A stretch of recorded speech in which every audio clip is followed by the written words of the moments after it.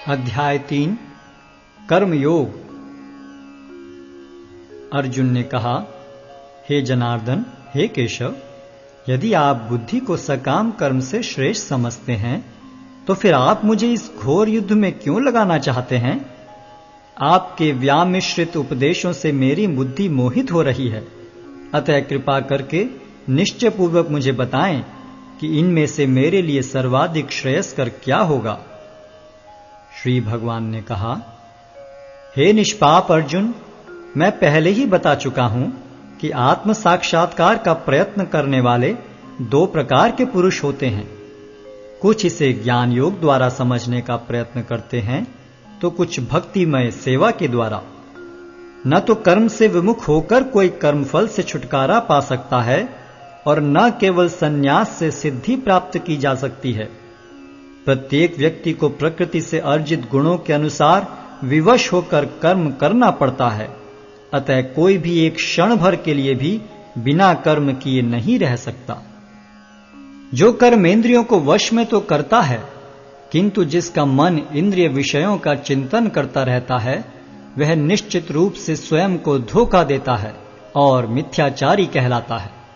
दूसरी ओर, यदि कोई निष्ठावान व्यक्ति अपने मन के द्वारा कर्मेंद्रियों को वश में करने का प्रयत्न करता है और बिना किसी आसक्ति के कर्मयोग प्रारंभ करता है, तो वह अति उत्कृष्ट है। अपना नियत कर्म करो, क्योंकि कर्म न करने की अपेक्षा कर्म करना श्रेष्ठ है। कर्म के बिना तो शरीर निर्वाह भी नहीं हो सकता। श्री विष्णु के लिए यज्ञ रूप में कर्म करना चाहिए, अन्यथा कर्म के द्वारा इस भौतिक जगत में बंधन उत्पन्न होता है।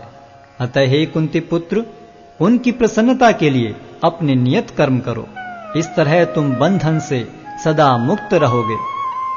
सृष्टि के प्रारंभ में समस्त प्राणियों के स्वामी ने विष्णु के लिए यज्ञ सहित मनुष्यों तथा देवताओं की संततियों को रचा और उनसे कहा, तुम इस यज्ञ से सुखी रहो, क्योंकि इसके करने से तुम्हें सुखपूर्वक रहने तथा मुक्ति प्राप्त करने के लिए समस्त वांछित वस्तुएं प्राप्त हो सकेंगी।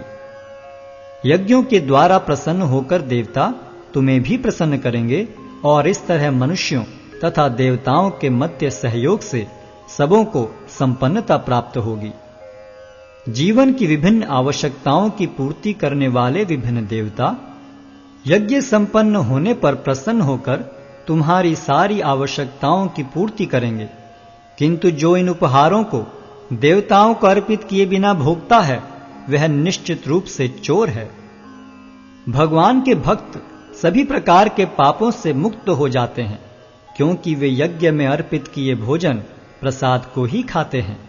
अन्य लोग जो अपने इंद्रिय सुख के लिए भोजन बनाते हैं, वे निश्चित रूप से पाप खाते हैं। सारे प्राणी अन्न पर आश्रित हैं, जो वर्षा से उत्पन्न होता है। वर्षा यज्ञ संपन्न करने से होती है और यज्ञ नियत कर्मों से उत्पन्न होता है। वेदों में नियमित कर्मों का विधान है और ये वेद साक्षात श्री भगवान से प्रकट हुए हैं। फलतः सर्वव्यापी ब्रह्म यज्ञ कर्मों में सदा स्थित रहता है। हे प्रिय अर्जुन, जो मानव जीवन में इस प्रकार वेदों द्वारा स्थापित यज्ञ चक्र का पालन नहीं करता, वह निश्चय ही पाप में जीवन व्यतीत करता है। ऐसा व्यक्ति केवल इंद्रियों की तुष्टि के लिए व्यर्थ ही जीवित रहता है। किंतु जो व्यक्ति आत्मा में ही आनंद लेता है तथा जिसका जीवन आत्म साक्षात्कार युक्त है और जो अपने में ही पूर्णतया संतुष्ट रहता है, उसके लिए कुछ कारणीय कर्तव्य नहीं होता। स्वरूप सिद्ध व्यक्ति के लिए न तो अपने नियत कर्मों को करने की आवश्यकता रह जाती है, न ऐसा कर्म न करने का कोई कारण ही रह जाता है। उसे किसी अन्य जीव पर निर्भर रहने की आवश्यकता भी नहीं रह जाती। अतः कर्मफल में आसक्त हुए बिना मनुष्य को अपना कर्तव्य समझकर निरंतर कर्म करते रहना चाहिए, क्योंकि अनासक्त होकर कर्म करने से उसे परब्रह्म की प्राप्ति होती है। जनक जैसे राजाओं ने केवल नियत कर्मों को करने से ही सिद्धि प्राप्त की। अतः सामान्य जनों को शिक्षित करने की दृष्टि से तुम्हें कर्म करना चाहिए। महापुरुष जो जो आचरण करता है, सामान्य व्यक्ति उसी का अनुसरण करते हैं। वह अपने अनुसरणीय कार्यों से जो आदर्श प्रस्तुत करता है, संपूर्ण विश्व उसका अनुसरण करता है। हे प्रथापुत्र, तीनों लोकों में मेरे लिए कोई भी कर्म नियत नहीं है। न मुझे किसी वस्तु का अभाव है और न आवश्यकता ही है, तो भी मैं नियत कर्म करने में तत्पर रहता हूं।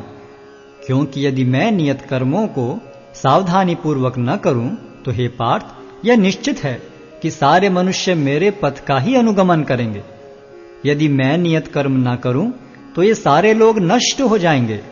तब मैं अवांछित जन समुदाय को उत्पन्न करने का कारण हो जाऊंगा और इस तरह संपूर्ण प्राणियों की शांति का विनाशक बनूंगा।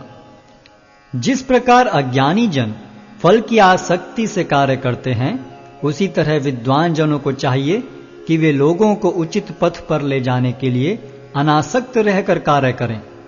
विद्वान व्यक्ति को चाहिए कि वह सकाम कर्मों में आसक्त अज्ञानी पुरुषों को कर्म करने से रोके नहीं, ताकि उनके मन विचलित न हो, अपितु भक्ति भाव से कर्म करते हुए वह उन्हें सभी प्रकार के कार्यों में लगाएं, जिससे कृष्ण भावनामृत का क्रमिक विकास हो। जीवात्मा अहंकार के प्रभाव से मोहग्रस्त होकर अपने आप को समस्त कर्मों का कर्ता मान बैठता है, जबकि वास्तव में वे प्रकृति के तीनों गुणों द्वारा संपन्न किए जाते हैं। हे महाबाहो, भक्ति भाव में कर्म तथा सकाम कर्म के भेद को भली भांति जानते हुए जो परम सत्य को जानने वाला है, वह कभी भी अपने आप को इंद्रियों में तथा इंद्रिय तृप्ति में नहीं लगाता। माया के गुणों से मोहग्रस्त होने पर अज्ञानी पुरुष पूर्णतया भौतिक कार्यों में संलग्न रहकर उनमें आसक्त हो जाते हैं। यद्यपि उनके ये कार्य उनमें ज्ञानाभाव के कारण अधम होते हैं, किंतु ज्ञानी को चाहिए कि उन्हें विचलित न करे। अतः हे अर्जुन, अपने सारे कार्यों को मुझ में समर्पित करके मेरे पूर्ण ज्ञान से युक्त होकर लाभ की आकांक्षा से रहित, स्वामित्व के किसी दावे के बिना तथा आलस्य से रहित होकर युद्ध करो। जो व्यक्ति मेरे आदेशों के अनुसार अपना कर्तव्य करते रहते हैं और ईर्ष्या रहित होकर इस उपदेश का श्रद्धापूर्वक पालन करते हैं, वे सकाम कर्मों के बंधन से मुक्त हो जाते हैं। किंतु जो ईर्ष्यावश इन उपदेशों की उपेक्षा करते हैं और इनका पालन नहीं करते, उन्हें समस्त ज्ञान से रहित, दिग्भ्रमित तथा सिद्धि के प्रयासों में नष्ट भ्रष्ट समझना चाहिए। ज्ञानी पुरुष भी अपनी प्रकृति के अनुसार कार्य करता है, क्योंकि सभी प्राणी तीनों गुणों से प्राप्त अपनी प्रकृति का ही अनुसरण करते हैं। भला दमन से क्या हो सकता है? प्रत्येक इंद्रिय तथा उसके विषय से संबंधित राग द्वेष को व्यवस्थित करने के नियम होते हैं। मनुष्य को ऐसे राग तथा द्वेष के वशीभूत नहीं होना चाहिए, क्योंकि ये आत्म साक्षात्कार के मार्ग में अवरोधक हैं। अपने नियत कर्मों को दोषपूर्ण ढंग से संपन्न करना भी अन्य के कर्मों को भली भांति करने से श्रेयस्कर है।